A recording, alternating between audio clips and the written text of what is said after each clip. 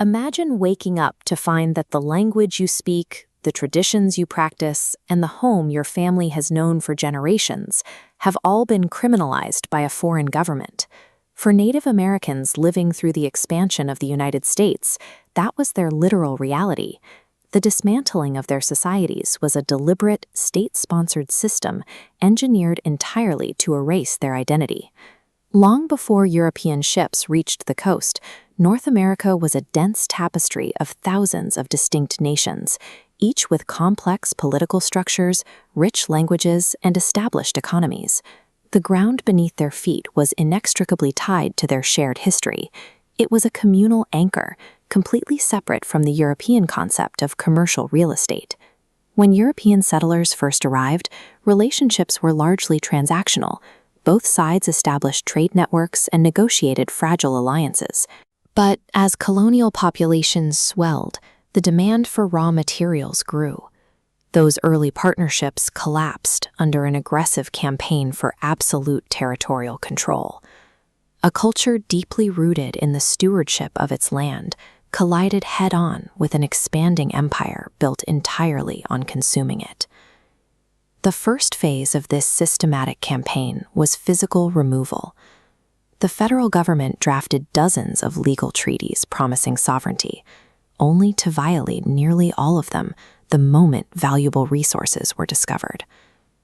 Looking at this map, you can see how indigenous populations were pushed out of their vast ancestral territories to clear a path for expanding colonial borders. This policy peaked with events like the Trail of Tears, a series of forced marches where the military marched thousands of Native Americans hundreds of miles away from everything they knew. The human toll was catastrophic. Thousands died along the routes from starvation, extreme winter cold, and unchecked disease. Yet surviving communities rebuilt their traditions and their new, restricted territories. The government realized that taking the land was not enough to break the people. They needed a new strategy. To truly secure their control, they decided they had to extinguish their cultures from the inside out. The solution was a federally funded network of boarding schools. Agents forcibly removed Native children from their families, severing ties to keep their heritage alive.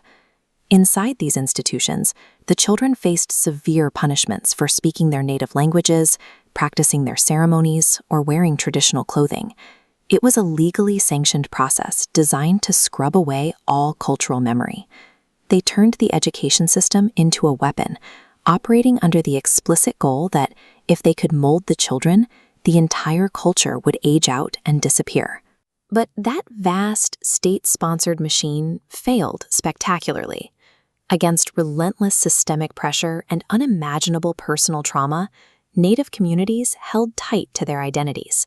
They whispered their languages in secret, passed down their stories through the generations, and preserved their sacred songs. Those traditions are vibrantly alive today.